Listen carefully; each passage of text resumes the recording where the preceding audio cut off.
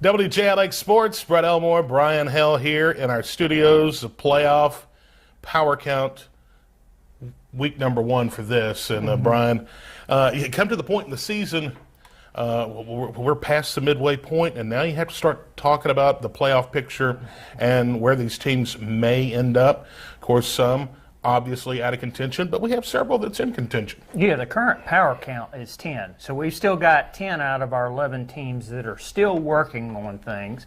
Some of them are pretty much shoe-in already. Some of them have a long way to go, and then some of them have a more clear road. So pretty much we've still got all but one that are still going. Let's start at Class 5A, Region 5, the Jasper Vikings. 3-1 region record. They're even up on the season now. They've had a couple big wins, tied with Pleasant Grove for second. Really, it's going to depend on the next 2 games, which are very winnable games for the Vikings.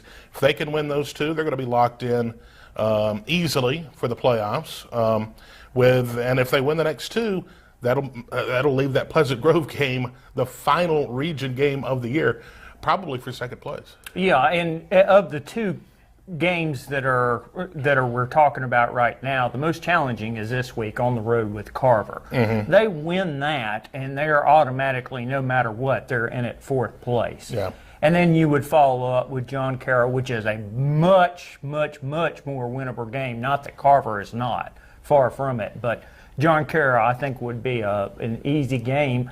And then it would just be a battle in between Jasper and Pleasant Grove to see who would end up as second. Now, that's providing that Ramsey just doesn't have a complete flub in its last 3 remaining games. But looking at their last 3 remaining games, Carver, Hayden, and John Carroll, I unfortunately don't see that happening. I don't see that happening. So the Vikings have a clear path to the playoffs. They control their own destiny.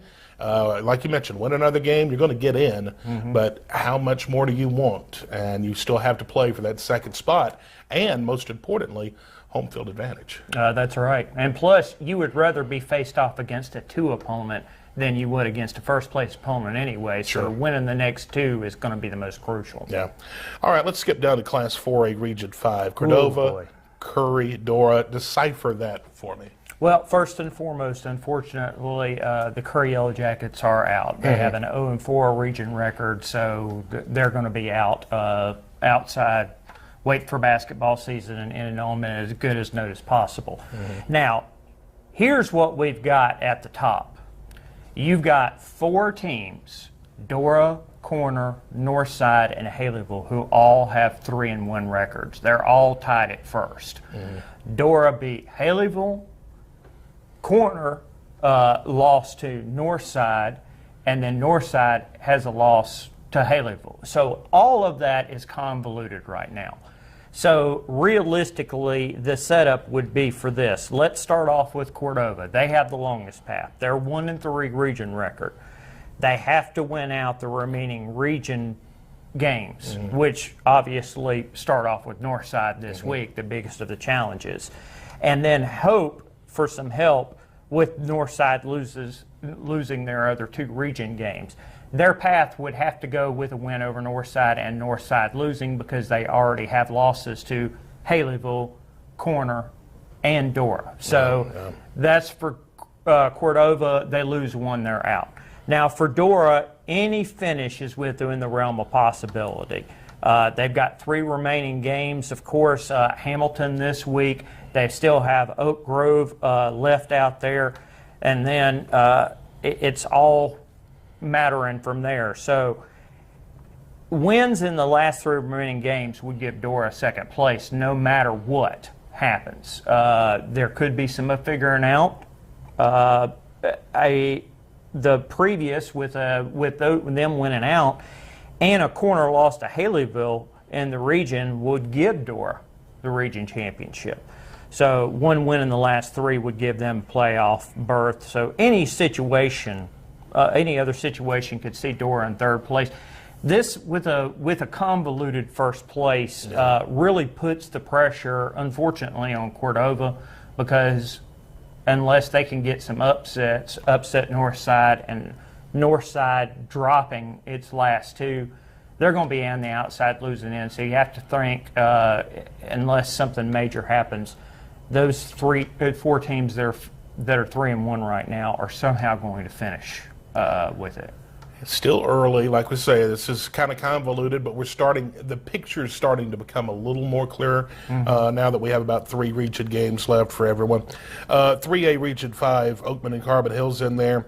Talk about that region.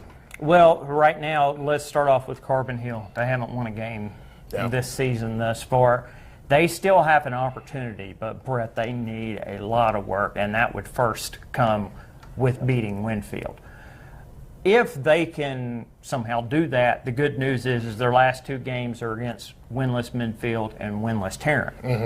Two very winnable games for them, even despite the fact that they're struggling. But it would have to start out with Winfield because that's where their path is. That's the only team they haven't played thus far left in the region besides the aforementioned Midfield and Tarrant. So that would be how they go through. Oakman can secure its playoff berth with a Winfield victory over Carbon Hill. So Oakman's actually hoping the other way around. Oakman's got Gordo and they've got Winfield as the last 2 games, but they're still sitting in a 7-team region with 3 wins. That's all you need in a 7-team region. Sure. So pretty much if everything would be hypothesized for this week, Winfield eliminates Carbon Hill, that gets Oakman in.